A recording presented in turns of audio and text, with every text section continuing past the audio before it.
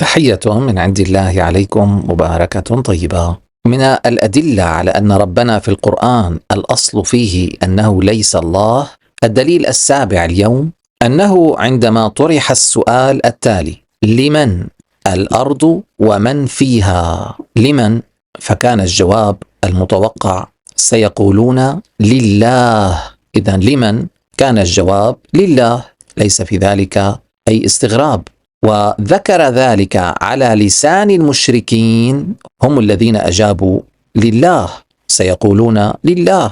ذكره على لسان المشركين ليفهمك كم هذا الجواب بديهي حتى المشرك يعرفه. وحرف اللام هنا في قوله لله هو كأن تقول أن هذا المحل التجاري، الدكان، هو لزيد أو لعمر، أي أن كل من يعمل في هذا المحل التجاري إنما يصب عمله في النتيجة في مصلحة صاحب هذا المحل. فحرف اللام هنا لله كنا نثبت دائما أنه يعطي معنى عدم المباشرة. ارجع إلى حلقات القناة كلها ستجد الأدلة التي يصعب إحصاؤها على ما نقول.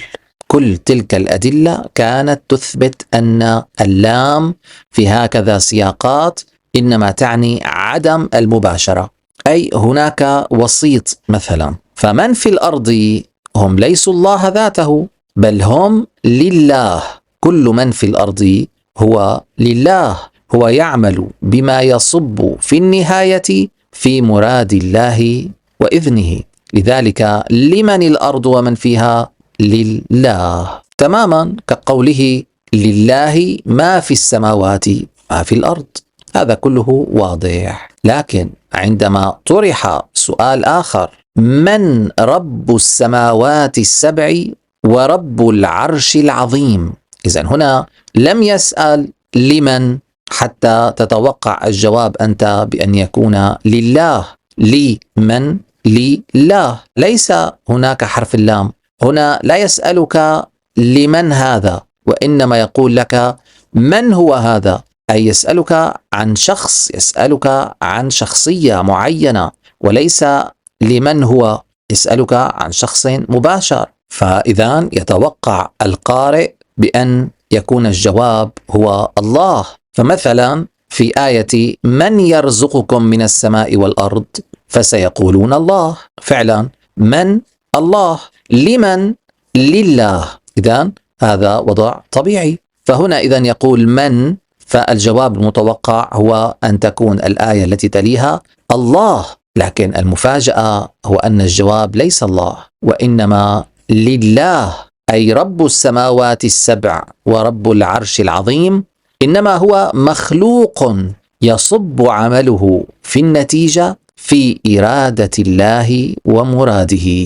فعندما يقول لك كجواب على من يقول لك لله، فأنت أمام خيارين: إما أن تدعي وتفتري على المصحف بأنه يحوي أخطاء لغوية، لأن لا أحد يقول من فلان فيقول لي كذا، فإما تدعي أن القرآن فيه أخطاء لغوية، وإما أن تتابع جميع الحلقات السابقة فتتيقن بأن القرآن معجز ودقيق وله لغة اصطلاحية خاصة به، كما أن للطبيب لغته الخاصة الاصطلاحية خاصة بالأطباء.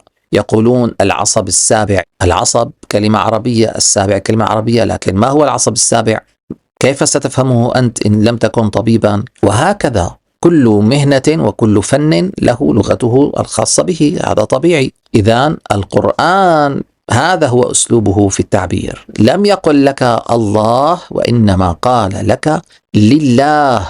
إذن الخيار الثاني الذي يختاره المؤمن، وكل عاقل درس جميع الحلقات السابقة وتأكد من معجزات القرآن على مستوى الحرف، عندئذ سيقول أن القرآن يتكلم فعلا عن شخص هو ليس الله، وإنما هو لله.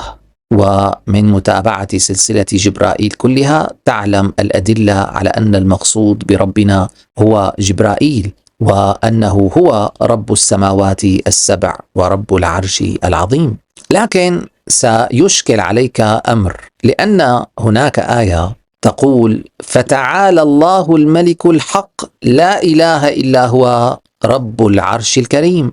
إذن هل الله هو رب العرش أم أن ربنا جبرائيل هو رب العرش؟ لكن لو كنت معتادا على الدقة في حلقاتنا السابقة فلوحدك ستدقق في أدق التفاصيل وستقول عندئذ أن هذا هو رب العرش لكن العظيم، بينما هنا رب العرش الكريم. فالله رب العرش الكريم وربنا رب العرش العظيم. فالعرش الحقيقي من مثل خلق المادة من العدم وإعطائها صفاتها الخاصة بها، هذا كله بيد الله وحده. لذلك العرش الحقيقي الأصلي هو العرش الكريم، لأن كلمة كريم ذكرنا مرارا وأثبتنا بأنها باللغة أشبه بالجوهرة الكريمة، أي الوحيدة في جمالها وتفردها وخصائصها، جوهرة كريمة فمتفردة. فالعرش الكريم هو العرش الوحيد المتفرد في جانب ما. أما العرش العظيم فيعني فقط استثمار العرش الكريم، وهو ما يمثل قدرات ربنا جبرائيل المخلوق الذي هو أعظم مخلوق، ولكنه يبقى بعيدا جدا عن قدرات الله سبحانه.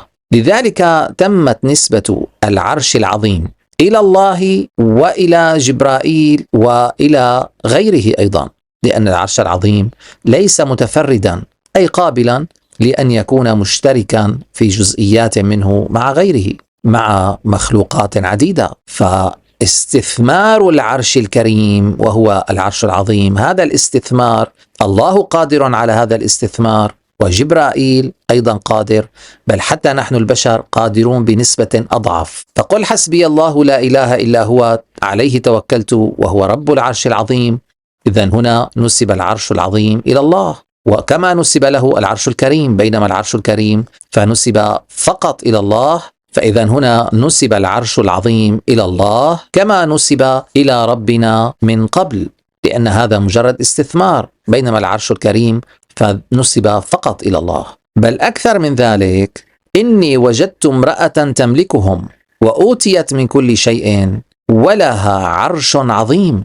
إذن حتى هذه المرأة الملكة كان لها عرش عظيم، ولم يقل هذه المرأة هي رب العرش العظيم، هي مخلوق وجبرائيل مخلوق، ولكن قدراتها ليست بمستوى قدرات جبرائيل، وإنما لديها شيء من القدرات، شيء من استثمار العرش الكريم، أي قدراتها بالنسبة للبشر هي قدرات عظيمة، ولكنها نسبة لقدرات ربنا هي قدرات أضعف بكثير. لذلك أيضا جاء عرش وعظيم، ولكن لم يقل لها أنها رب، وكذلك لم يكن العرش وكلمة عظيم لم يكونا معرفان بأل، وإنما جاء بصيغة نكرة. بل كذلك جاء حرف اللام معها، أي أن هناك معنى عدم المباشرة، أي أيضا قدراتها محدودة أكثر.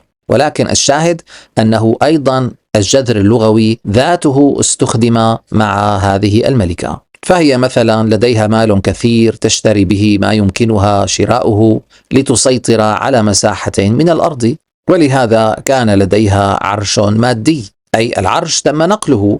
ألم ينقل ذلك الشخص الذي كان يعمل عند سليمان، ألم ينقل عرش هذه الملكة نقلا من مكان إلى آخر؟ إذن هو عرش مادي ملموس. إذن هذا العرش المادي الملموس هو رمز لقدرتها على السيطرة على مساحة من الأرض.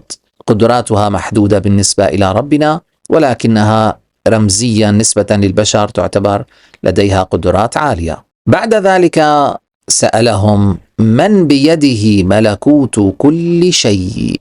إذن عدنا إلى سؤال آخر، وهذه المرة أيضا من، وليس لمن، ولكن أيضا بدلا من الله ذكر الجواب لله. من بيده لله، إذن أيضا كان الجواب هو أن ربنا الذي عمله يصب بشكل غير مباشر في مراد الله، أيضا هو من بيده ملكوت كل شيء. فجبرائيل قيل عنه أن بيده ملكوت، بينما الرحمن نسب إليه بأن بيده الملك. إذن هذا فرق أيضا. ثم وبعد كل ذلك، بعد ذكر كل هذه الصلاحيات الهائلة لجبرائيل، وحتى لا تنبهر بقدراته وتركز عليه وتنسى الله، سارعت آية أتت بعد ذلك الكلام على الفور: ما اتخذ الله من ولد وما كان معه من إله،